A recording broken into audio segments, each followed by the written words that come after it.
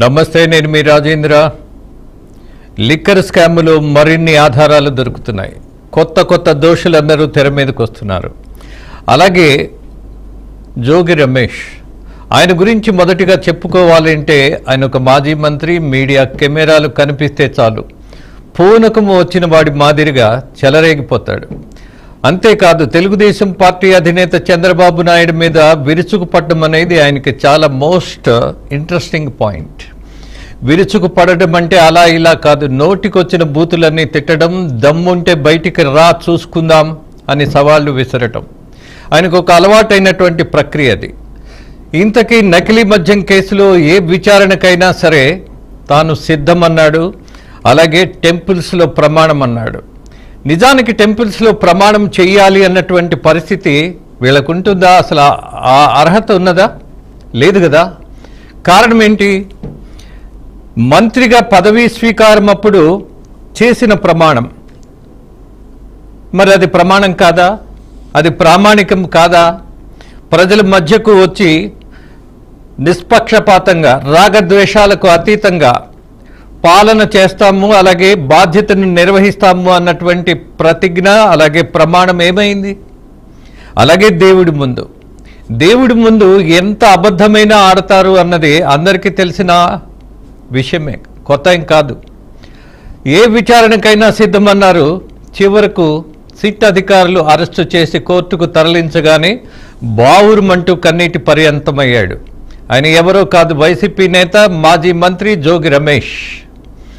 తంబళ్లపల్లిలో బయటపడిన నకిలీ మద్యం కేసు, ఎన్టీఆర్ జిల్లా ఇబ్రహీంపట్నంలో దొరికిన భారీ డంప్తో కేసు కీలక మలుపు తీసుకుంది. అప్పటి వరకు నారావారి సారా అంటూ బీరాలు తీసినటువంటి జోగి A1 ముద్దాయి అద్దేపల్లి స్టేట్మెంట్తో ఒక్కసారిగా ఉలిక్కిపడ్డాడు. నారావారి ఏమో కానీ నాకు మాత్రం ఏమీ తెలియదంటూ చెప్పుకొచ్చాడు. ఒక దశలో విజయవాడ ఇంద్రకీలాద్రిపైకి వెళ్లి దుర్గమ్మ గుడి పరిసరాలలో సత్య ప్రమాణంతో కొత్త నాటకానికి తెరదీసినటువంటి Jogi Ramesh and his gang.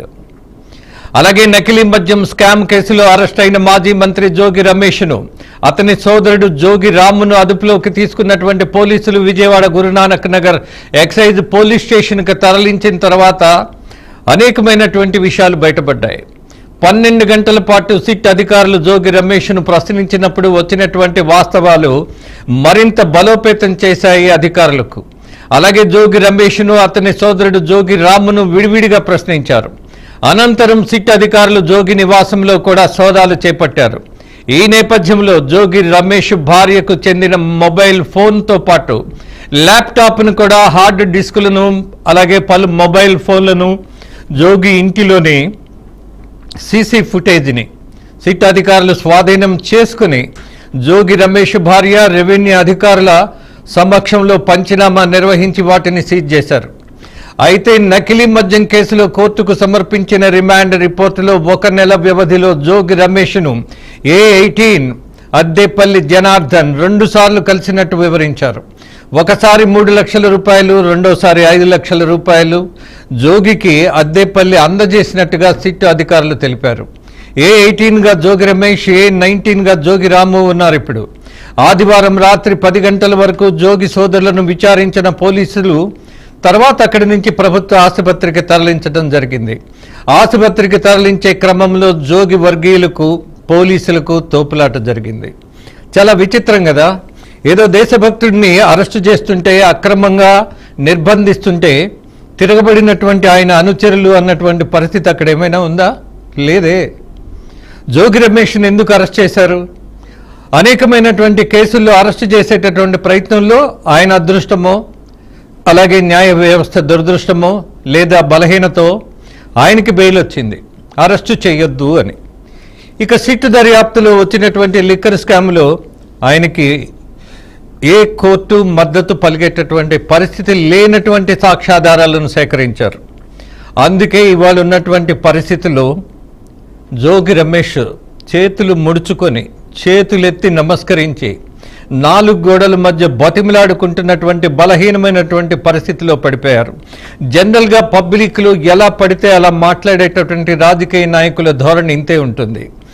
బయట పులిలా మాట్లాడతారు, లోపలికి వెళ్ళి కాగితపు పులిలా మారిపోతారు. బయట సింహంలా గండ్రిస్తారు, లోపలికి వెళ్ళిన తర్వాత గ్రామ సింహానికంటే కూడా